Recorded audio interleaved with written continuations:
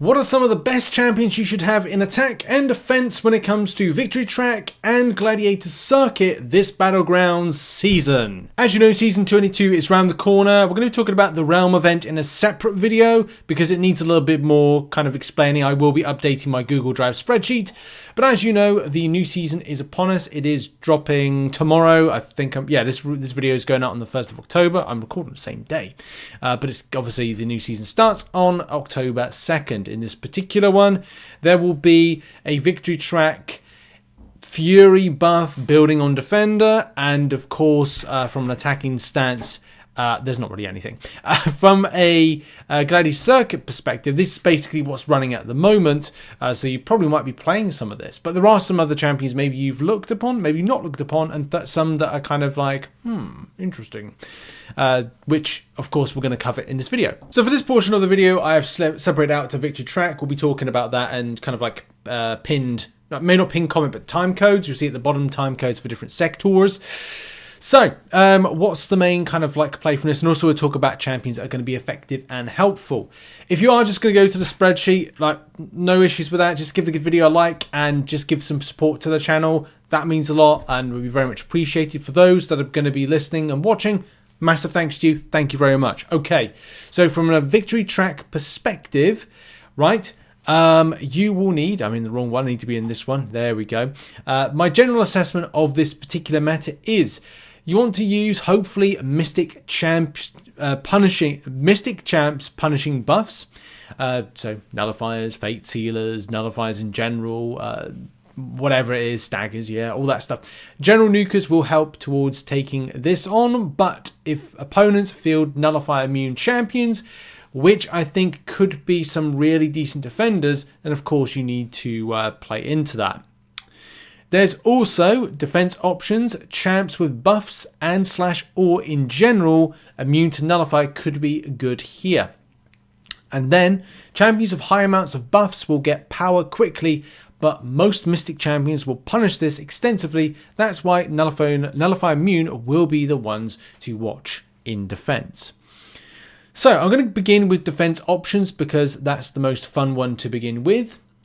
And because a lot of these champions that I've fielded right here does have Nullify Immunity as core mechanics of their existence, there is a lot of value. Some of my favorite champions, which, you know, Omega Sentinel is one of them, does have as part of a kit a Nullify Immunity, which is going to be fantastic to have as a defense based option. So again, like those I think are going to be the ones that kind of like are the best. There will be some, well, not opportune defenders in the shape and form of, if I can find her, Angela. Angela is Nullify Immune, but I just don't think that's going to be a relevant defender. What I do think is going to be a very relevant defender and very good defender this time around is going to be Gallon. Gallon will have all the frustrating elements of a defender that is just going to be annoying. I've got mine rank 5 and 6 star 200 signatured. You know, he's a great champion and great attack, even more so now that he's going to be fixed for his Incinerators. More on that in an MCN soon. He also comes into category of a champion that is going to be in the selector this week, and that is Thing. Thing, again, is Nullify Immune champion, and there's only a very specific amount of champions to take against him, which you could opt for something that's able to deal with those rock shields, bleeders, anything that like a falcon, for example, that could be well put into your attacking side of things. Again, could be good options for that. The rise of Iron, no, it's not Iron Skull anymore. It used to be Iron Skull. Red Skull. The rise of Red Skull, which is a champion I need to rank up, and this might be a good opportunity as to why. It's going to be a frustrating auto blocker, so trying to find counters for him is going to be important as well. And having Nullify Immunity, which I'm pretty certain he does, which he is. He's immune to Nullify, Fate, Seal, and Saga. I think he's going to be one of the standout defenders of this. Now, there's a lot more, which you can check out in the spreadsheet. There's also the rise of White Tiger. Mangog, I think, will be doing bits and will be able to be a frustrating defender. The same thing with Gladiator and Overseer. Also Vision. But anyway, that's another story for another day. Sticking with Victory Track, and your options to counter will, of course, be Mystic Champions. Now there are some Mystic Champions right there. Enchantress could be one of them. I do think Enchantress will be put on defense. Can't undermine her as being a frustrating defender this season, I'll tell you that. Same thing with other champions, which, you know, again, those are on the spreadsheet for you to check out. But it's all the usual suspects. Like, it's all the usual suspects that are going to be frustrating defenders, including the ones that maybe work well into the meta. So, victory track, attack. As we said, Mystic orientated, of course. There's going to be some heavy hitters. Juggernaut, I think, is going to excel. I do think Rintrah is going to have a bit of a say in this. America Chavez for sure. Tigra, I think a lot of people like her. Wiccan, maybe Mojo, not sure. Doctor Doom for sure as well. Destroyer slightly. Absorbing Man, of course. And yeah, like a splattering of other ones. If you're looking to get power quickly, then buff building champions that are quicker will be fantastic options. Your Venoms, your Hulklings, even Juggernaut if you build correctly with your Unstoppables. Gladiator, of course, with quick building as well, allows you to get out the traps first with power. So, of course, it's going to be another kind of key element there. Or power control and suppress the enemy. Or Mystic Champions to suppress. General Nukers will apply, so of course have them in your deck ready to go. And yeah, that's really that for Victory Track. Let's move over to Gladiator Circuit. So the meta with Gladiator Circuit is going to be about crits. Crit me with your best shot. Critical interception. So, hey, do an intercept, get a precision, do crit. Very easy, in theory. There's, of course, a little bit more to that than meets the eye. Complexity with that one will largely come with who's being fielded as defenders. I want to give a massive shout out to Misty K. I've put a link to Misty K's work in the description. And we've added in this right here, which is from Misty K's infographics. And there was a lot that Misty K put out for this to help out players. I'll put links to that in the description down below. This one interests me a lot because it was critical and damage resistance. And, of course, plays into the fact of, hey, and the kind of the way that I've kind of explained this, my general assessments of the Gladiator Circuit meta is defense options that are effective will likely be crit immune, glancing, interactive with, or crit resistant champs, because there's a lot. There's also the debate about what is a guaranteed crit versus what is this or that. So a lot of it plays into who you field in attack and who you field in defense. Obviously, that's how it works, Rich. Well, critting champs are standard, will be good. Precision buff champions will be good. Crit stat focus on champions may be a good fit to switch on all of your 7 stars. I'm not saying it's going to be the best thing in the world, but when you look at those 7 stars like we are like right now, it kind of makes sense to go, oh, well, let's try and up the ante with switching what I had, first of all, as a special damage plus X amount. Well, I'll just do critical rating because, believe it or not, when I get into Gladiator Circuit, I'm going to need the crit more than I'm going to need anything else because I need to crit. That's kind of like a no-brainer with it. By the way, Bishop is a sort of option for crit me with your best shot, as well as a few others as well as to kind of like, you know, do crits, do precisions and things like that. So from a defense standpoint, which we'll kind of focus on right now, there's a plethora. There's tons. There's ones I've even probably missed from this that would be great. Glancing champions as well become a good idea, a good crack. You've got Maestro. You've got Ant-Man Future. You've got resistant high critical champions like Doctor Doom as a defensive nightmare for players. It's probably going to be the case. Onslaught. You name it. Infamous Iron Man. Mysterio as well. I think the regen, isn't it, from Mr. Sinister could be, again, effective option as a defensive play, but maybe not. Maybe is. There's tons of options. Mangog, Killmonger. I think those are going to be some opportune ones. I think even like Terex and Rintrah play into that being incredibly effective as well with this.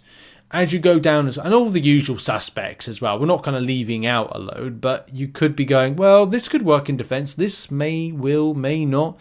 And a lot of the time, as a lot of you know, you're looking for champions that are able to do double.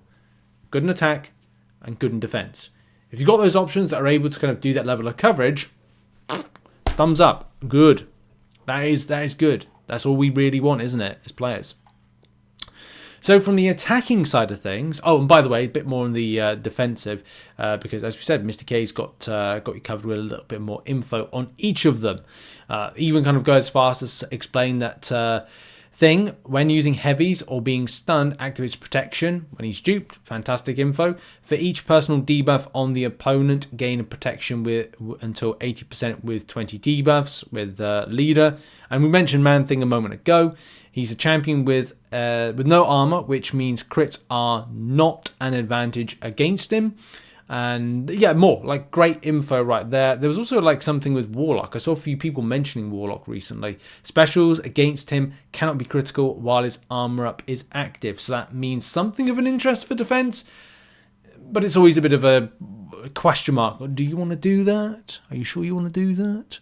And yeah, there's obviously mentioned with Mr. Sinister about his extensive regeneration, which again plays into the advantage of things. On to attack. Attack is always an interesting element. From when I was doing a little bit of research, again, I always say this, it depends how you want to play against these defensive options, because it might be well saying, oh great, this person's just fielded an onslaught. Oh, I'm definitely going to use my bishop, or I'm definitely going to use my kingpin. Like, no, you're not going to do that. You're going to use something that's kind of different with it. You're going to look to what is the best option to take on whatever's in defense. So, from an attack point of view, you may look to access things like crits. What's the best way to access a crit? Precision. There's also info out there as to like some great champions to take on or take with. You may even find Bullseye being used in attack. Possibly. You may see people doing a really powerful SP2 with Captain America. You may do, you may not. That's very old school. I think a lot of us will enjoy using. I think we'll see a lot more of Hitmonkey. So Hitmonkey, for those that know, I'm pretty certain of this actually. It's been a while since I've used Hitmonkey, but I think it's like a medium rotation with the champion is the way to go with him in order to kind of see that you get some crits. I might be making it up, but I'm pretty certain that's the case. Like a medium, and you're able to get it. But either way, you can see that there's a lot of dedicated critical hits that will be put in his rotation and abilities. So you'll get some advantage right there. And of course, there's other things like vigilance that pops up. So if there's a miss champion there, because I do foresee the potential of Kitty Pride actually. Maybe some missed champions you'll kind of find him as an option against them. Anyway, loads of other attack options. You're getting the precisions with Ghost. You'll be able to see some precisions. I think with Frenzy, with Mole Man, really powerful. Like SP2 with Colossus if you can get that parry heavy and rotation in. You've got Angela if you want to push to precision with that champion. I think Atuma does some good work. We know about the passive precisions with Shuri and many more. I do like Black Widow Deadly Origin with the extensive amount of damage she does with crits. And of course that shock, which can be quite, again, beneficial if you're getting into Gladiator Circuit. And there's more. Like I've shaved like a good chunk of information, but there's more. And throughout the season, you'll probably know what is good, what is bad with using some of these various champions to your liking. And if I've missed off any champion, put it in the comments down below, and we'll be touching base with the community soon to figure out which ones have been working well this season, whether it be in Victory Track or in Gladiator Circuit, whenever we get the time for that. And breathe. Okay, thanks for watching this video. Check out the spreadsheet, and thanks for the support, and I'll see you soon. Much love and goodbye.